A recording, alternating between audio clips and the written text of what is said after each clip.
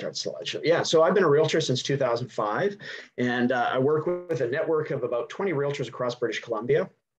And we basically help buyers and sellers in terms of assignments, but we help investors and owner-occupiers buy pre-sale and pre-construction properties.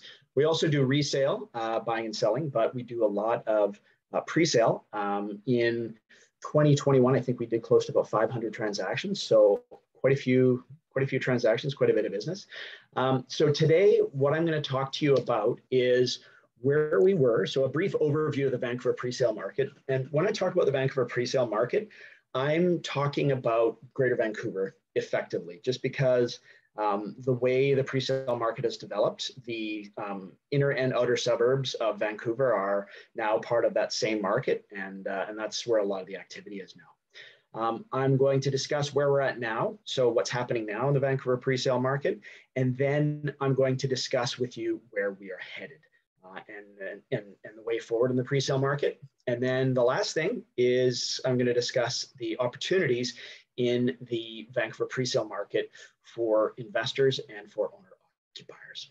Okay, so basically where we were for the last, I would argue for the last 4 to 5 decades, the Vancouver area, Greater Vancouver, Metro Vancouver, however you want to call it, has been dramatically and chronically undersupplied with new housing compared to the level of property growth. Or sorry, compared to the level of population growth. And that can be seen by the prices in the Vancouver area and in the city of Vancouver increasing, sort of far beyond the increase in salaries and GDP in the area and that sort of thing. Okay. We also, after COVID-19, because of COVID-19, we saw a huge, basically a huge surge of stimulus in the economy, a huge demand surge, and caused by stimulus from the federal government, stimulus from the provincial government, and then super low interest rates, and then also quantitative easing, which was designed to push down long-term rates. So we saw a huge surge in demand coming out of COVID-19. Also, many affluent people who were able to work from home or were able to continue to work during COVID-19 COVID-19 lockdowns were able to save significant sums of money and needed to put that money somewhere and wanted to deploy it, and a lot of it got deployed into real estate. So with that huge surge of demand, we saw a huge transaction surge for pre-sales. So we started to see the one-day project sellout. So, a project would be anticipated, everybody, people would talk about it, and, the project would, they'd launch the project to insiders and to people the developer knew, and all the units would be sold.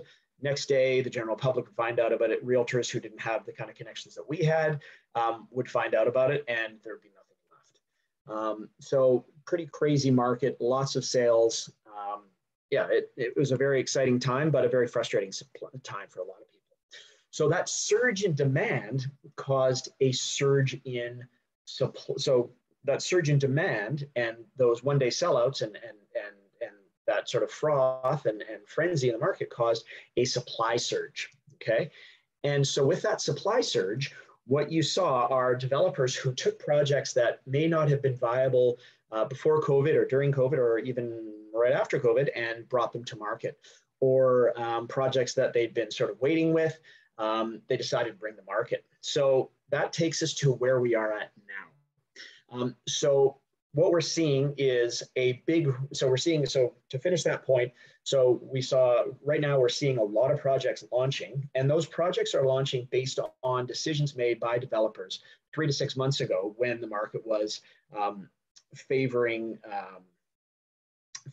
sellers and not favoring buyers. So where we are at now, which I'm quite sure everybody knows, inflation is back. The last read from the inflation numbers here in Canada was 6.9%, which is quite a high rate. Now, as you can see from the chart, we're also starting to see rising rates and the beginning of quantitative tightening. And so basically what quantitative tightening is it's the opposite of quantitative easing. So instead of printing money, the Bank of Canada and the Federal Reserve are pulling money out of the economy, pulling liquid out of the economy in an attempt to slow inflation and to slow price rises. Okay, now you can see that here in the chart with what's happening with interest rates for the 5-year fixed rate mortgage and 5-year bond yield. So my understanding right now, 5-year fixed rate mortgage is running you about 4.5 to 4.6%. And my contacts in the mortgage broking world are telling me that next week we'll probably see mortgages about 5%. So this sort of increase in interest rates has affected the pre-sale market and the resale market, but today we're focused more on the pre-sale market. You can see here from this chart, right now, market conditions are calming. Okay, now when they talked about provincial sales to active ratio, provincial sales to active listings ratio, basically what they're talking about is the percentage of sales based on the amount of listings. So if you have 100% sales ratio, 100% of all the properties listed have sold. If you've got a 50% sales ratio, 50% of the listings have sold in that given period of time, typically a month. So what we're seeing is a calming of the market, and that is basically because of the rising interest rates. Okay. So the good news is the market is not collapsing. What we're seeing is a softening in the market, and that is due to inflation, which reduces people's spending power because they're spending so much money on gas and groceries and rent and all these sorts of things. And then also with increased interest costs on loans that people have. But the market is not collapsing. Immigration remains high. Canada is expecting over 425,000 people in 2022. And my understanding is that will continue for the next few years to make up for lost time because of immigration that was disrupted during COVID-19. Now, the good news for investors is there are lots and lots of pre-sale projects coming to market right now. And those projects are coming to market right now because of decisions from 3 to 6 months ago made by developers when the market conditions were much better.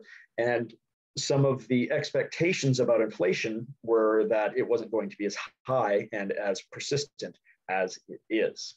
Okay.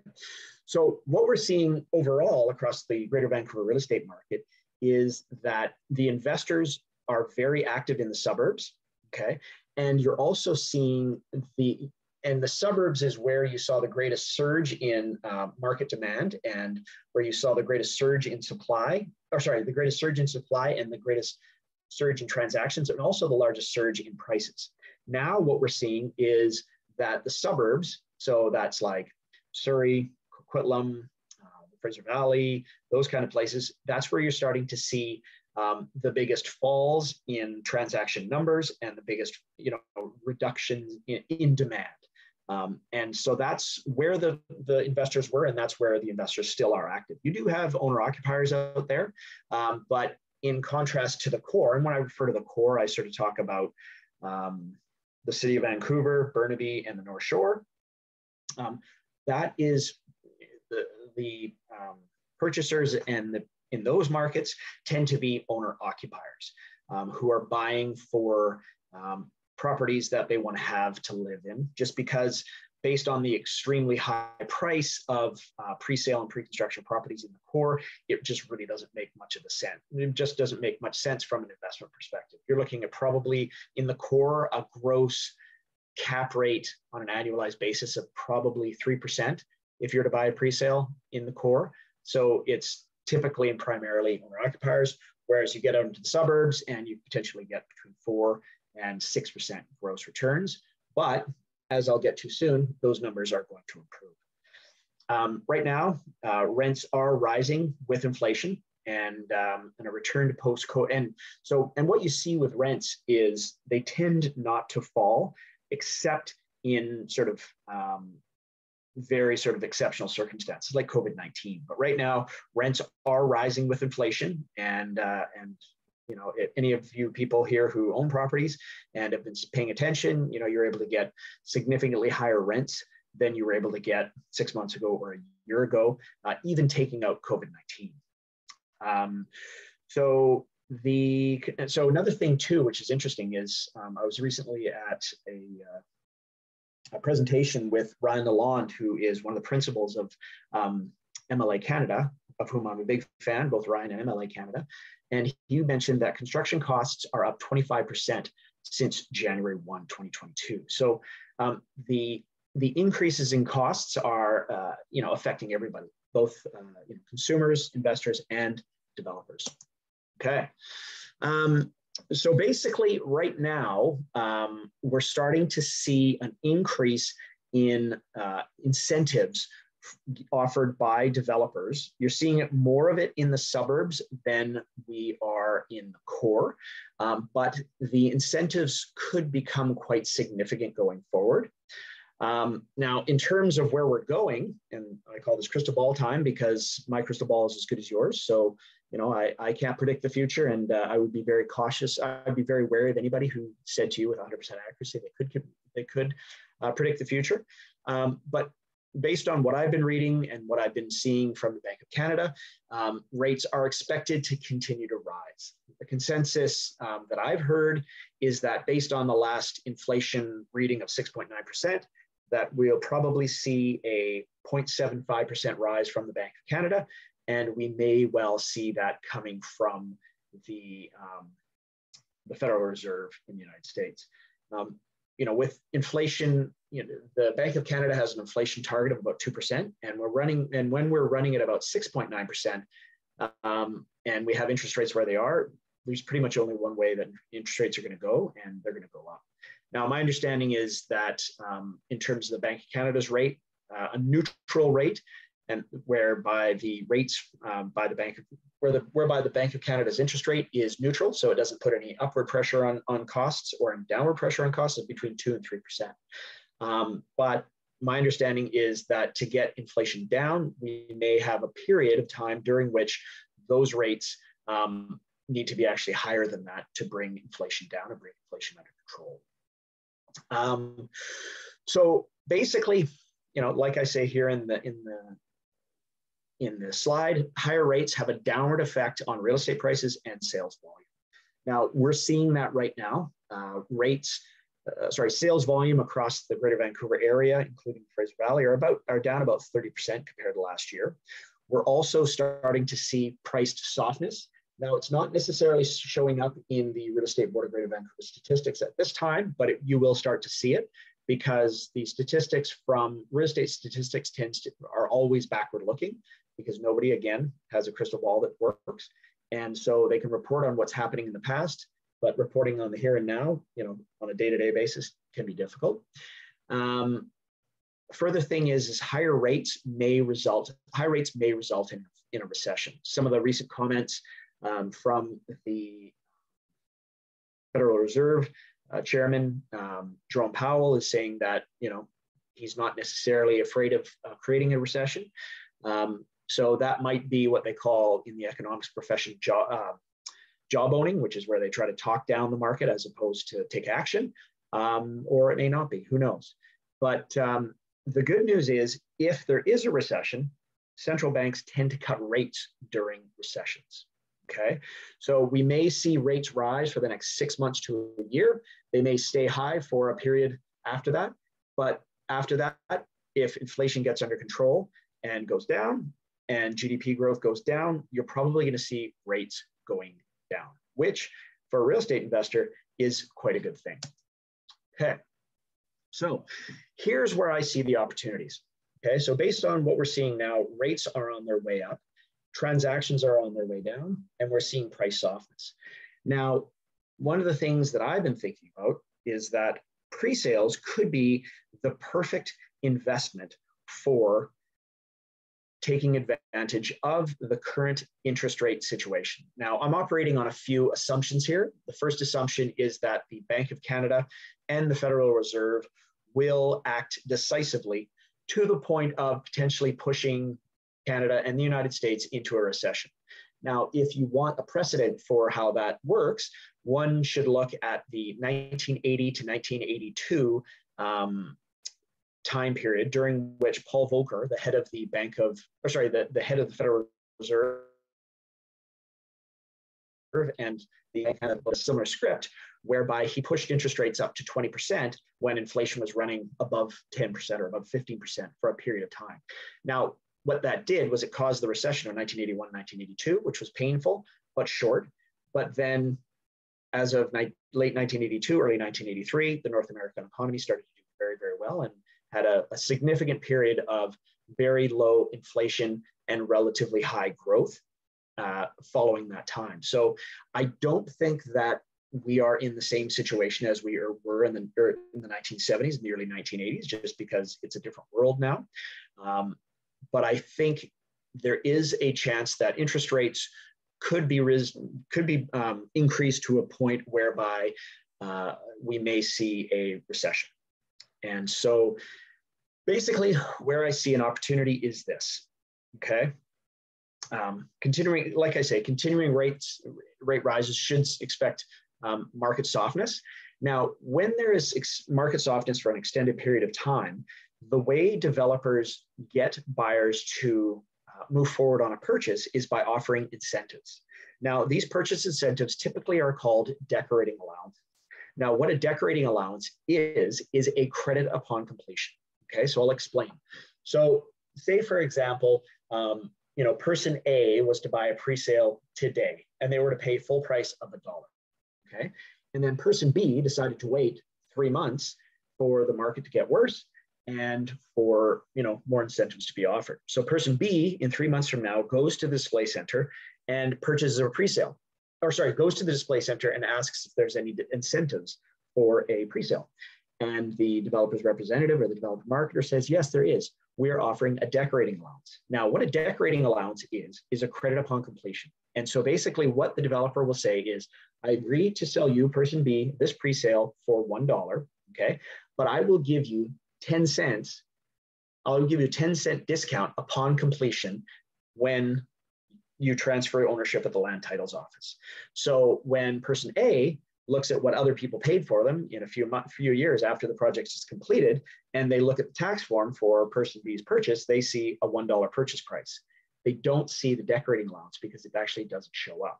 And so developers do this in order to not cannibalize their own sales and not to make previous buyers unhappy, feeling that they overpaid. So basically, what my basic idea is this, okay? To continue to watch the pre-sale market. Now, if you're interested in following the pre-sale market, I've got a very, very good pre-sale email list on my website, Vancouver New Condos and MikeStewart.ca. You can basically just go on one of those sites, sign up on the VIP page, and then basically you sign up. And you can sign up for email lists for all the major cities across Greater Vancouver, basically all the cities and municipalities across Greater Vancouver, the Okanagan, Sunshine Coast, Vancouver Island, Fraser Valley, et cetera. And then basically what we do is we have an email list. It's about 70,000 people, and we send out probably 2 emails a week. And recently we've just been sending out emails on new pre-sales that are coming out. Now we're starting to see more and more incentives. So when we hear about these incentives, we share it on our email list. And some of these incentives are significant. You could see anywhere from 10 to 30, 50, sometimes even $200,000 incentives, depending on the property that the developer needs to get sold. So I think over the next 3 to 12 months, I think you're going to see a lot more of these incentives. And I think within the next 3 to 12 months, during the period where the Bank of Canada is raising rates and when quantitative tightening is occurring, the market's going to soften, market conditions are going to get worse. The developers are going to offer incentives on their pre-sales. Now, if you're buying a pre-sale, the nice thing about it is when you buy that pre-sale, you don't have to complete, you don't have to get a mortgage. And typically the pre-sale that you will buy will complete anywhere between a year, anywhere from 6 months to a year, but I would want to get something completing probably in a year in the future, up to 5 years. Like for example, Concord Pacific's Piano project is completing in 2027. So my suggestion would be this: buy a pre-sale in the next 3 to 12 months when pre-sale incentives become large and widespread, because they will. And I've seen this before. I went through the market during the financial crisis, and people who bought before that, as things got worse and as things came out of that, did extremely well. And I'm not saying we're going to a financial crisis. I think we may see a recession, we may not, but I think we're going to see a period of tough times in the real estate market when rates rise. But I think buying a pre-sale when the market is down, when things are tough, is a good idea, because if you complete a year to 3 years after you purchase it in the next 3 to 12 months with those incentives, there's a very good chance that interest rates will be down because inflation has been brought down by the period of higher interest rates that we're going into. So that's basically where I think there is an opportunity. So you basically complete on your pre-sale in a period of low or falling interest rate environment, falling interest rates, and lower and falling rates tend to put upward pressure on real estate prices and sales volume, and that would be a good opportunity for people here in this seminar.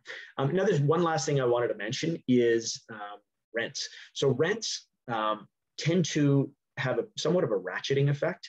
They go up in times of inflation, but they tend not to fall in times of economic uncertainty and slowness. And the reason being is because of immigration and because of population growth in the Greater Vancouver area, coupled with that chronic undersupply of properties that we've seen over the last few decades.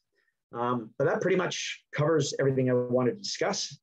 If you want to find out more about us and find out more about me and join our pre-sale email list for incentives on pre-sales across British Columbia, you can go to mikestewart.ca, which is my personal website, or VancouverNewCondos.com.